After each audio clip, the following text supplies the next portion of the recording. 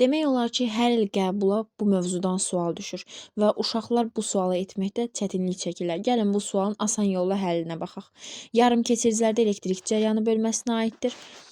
67-ci sual. Sxemə əsasən R, A, B arasındakı müqaviməti hesablayın. Yəni bizdən ümumi dövrənin müqavimətini istəyir uşaqlar. Gəlin, baxın.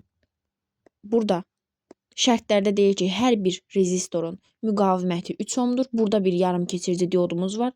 Diod dəyişən cəryanı düzləndirmək üçündür və bir tərəfli keçiriciliyə malikdir. Yəni diodun cəryanı istiqamətləndirməkdən başqa bir funksiyası yoxdur, belə deyim.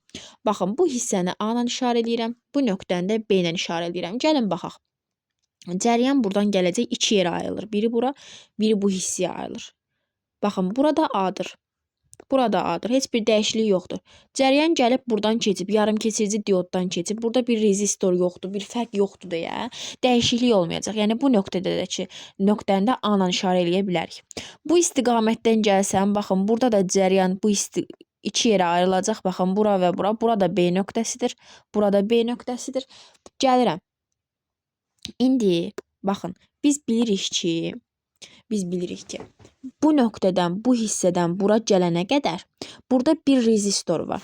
Yəni burada potensiallarda dəyişiklik olacaq deyə bu nöqtə ilə bu nöqtədəki müqavim, yəni cəryan eyni deyil. Ona görə buranı da fərqli, məsələn bir S ilə işarə edirəm. Yəni bu nöqtə ilə bu nöqtədəki cəryan eyni deyil. Ona görə fərqli rəqəmlə işarə elədim. Gəlin indi dövrəni quraq. Baxın, bizim bir A, baxın, burada da A və B arasıda A ilə B-ni bura qoyuram. Burada da bir S nöqtəmiz var. A nöqtəsi, B nöqtəsi və S nöqtəsi. Bilirəm ki, A ilə S-nin arasında işarələyirəm. Yaşılla, fərqli rənglə.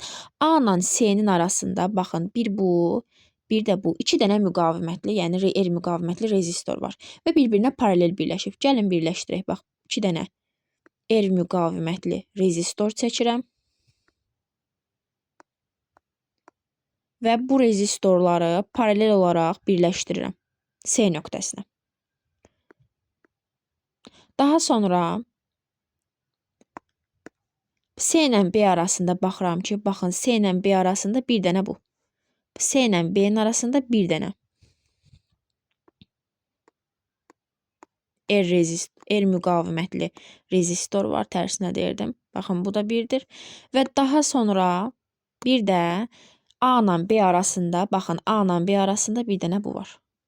Eləmi? Gəlin bunu da çəkək. Belə birbaşa çəkirəm. A ilə B-nin arasında. Unutduq, R. Deməli, buradan nə bilirik? Bilirik ki, baxın, bu iki rezistor bir-birinə paralel birləşib. Paralel birləşəndə bilirik ki, U sabitdir. İlərin tərs qiyməti toplanılır. İlərin tərs qiyməti toplananda 3, 3-dür. Baxın, hər bir R rezistorda müqaviməti 3 ohmdur. 3 ilə 3 vur, 3, 9 bölünsün 6, 1/5. Deməli, buradakı ümumi müqavimət 1/5-dir. 1/5 buradadır. Burada da 3 qiymətli bir var və bunlar ardıcıl birləşib. 3 üstə gəlinsin 1/5. Deməli, yuxarıda ümumi müqavimət 4/5-dir. Aşağıdakı rezistor isə, baxın, bu rezistor yuxarıdakılara paralel birləşib. Bunun da qiyməti 3-dür. Deməli, 4/5 ilə 3 bir-birinə paralel birləşib. Onda nətər olacaq? 4/5 vurulsun 3, bölünsün 4/5, üstə gəlinsin 3. R1, R2 bölək R1 plus R2 düsturu ilə də R ümumi. Bu da nə eləyəcək? Bizə 1/8 ohmu verəcək. Deməli, ümumi bizim cavabımız nə olmuş? 1/8 ohm olub.